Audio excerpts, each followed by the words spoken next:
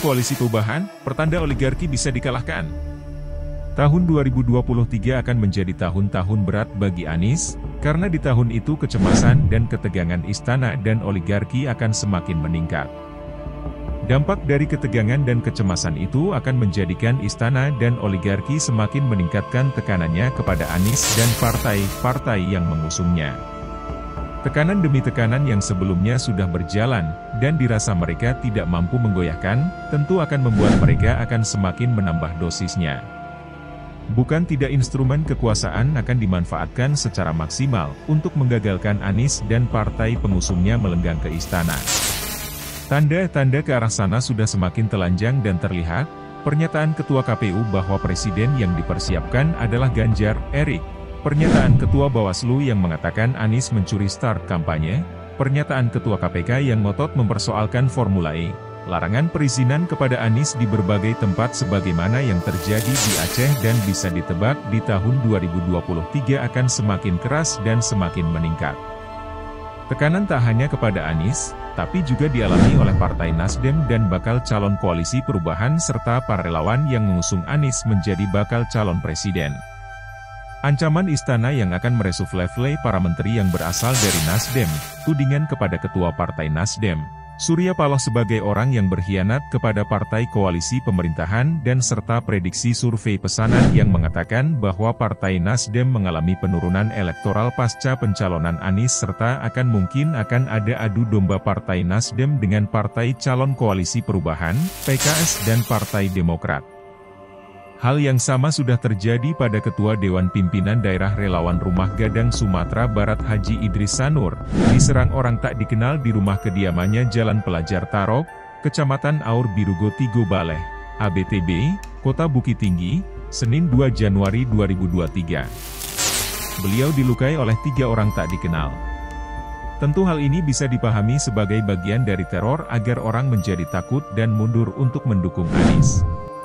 Nampaknya istana dan oligarki salah perhitungan, teror dan intimidasi yang mereka lakukan tak membuat surut partai pendukung dan relawan Anies. Partai Nasdem justru menanggapi tudingan berkhianat dan ancaman reshuffle dengan santai dan logika yang menghujam.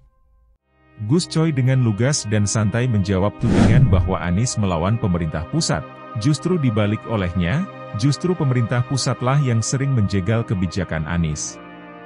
Terhadap tuduhan bahwa Anies intoleran, Gus Coy justru bertanya apakah ada rekam jejak Anies yang mendiskriminasi, Anies tidak adil kepada kelompok minoritas. Pertanyaan-pertanyaan dan logika Gus Coy tak mampu dijawab dengan baik oleh istana dan para buzzernya. Inilah yang menyebabkan istana dan oligarki semakin cemas dan ketakutan akan hilangnya dominasi kuasa menjarah uang negara. Bahkan ancaman reshuffle yang dikobarkan oleh para buzzer dan relawan Jokowi agar menteri-menteri dari Partai Nasdem dijawab dengan prestasi yang memuaskan, sambil mengatakan Partai Nasdem akan selalu dukung Jokowi sampai Oktober 2023, di saat pendaftaran Capres dan Cawapres dilakukan. Ini menandakan bahwa Partai Nasdem adalah kawan setia dan kritis. Terkesan juga reshuffle yang akan dilakukan oleh Jokowi adalah sesuatu yang ditunggu-tunggu oleh Partai Nasdem. Karena hal ini akan lebih mempertegas sikap Partai Nasdem terhadap pemerintahan Jokowi. Sikap Partai Nasdem, dan bakal koalisi perubahan serta para relawannya yang seperti sudah tak ada rasa takut dan bersemangat untuk segera melakukan perubahan, menjadikan mereka merasa satu perjuangan, satu perasaan, semangat berjuang untuk mengantarkan Anies menuju istana semakin membara. Apalagi melihat sambutan rakyat di mana-mana begitu antusias terhadap kedatangan Anies. Bagi mereka tak ada lagi kata kalah melawan oligarki, bahkan siapapun yang bersama oligarki dan kuasa jahat hanya ada 2 pilihan, bergabung bersama Barisan Perubahan atau akan dilawan.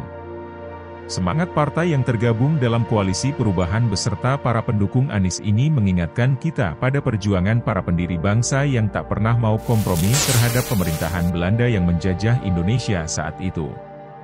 Merdeka atau mati adalah pilihan perjuangan yang dilakukan. Bagi relawan dan para pendukung Anies, menjadikan Indonesia terbebas dari penjajah oligarki tak ada pilihan kecuali mereka menyerah bergabung dalam Barisan Perubahan ataukah mereka dilawan dan menunggu hukuman rakyat. Bersyukur reaksi Partai Nasdem, PKS dan Demokrat, serta para relawannya tenang dan terukur, sehingga provokasi-provokasi buzzer dan oligarki tak mempan memporak-porandakan kekompakan semangat perubahan yang diusung. Tak ada yang abadi di dunia ini kecuali perubahan itu sendiri. Saatnya perubahan kita dorong agar segera menjadi kenyataan.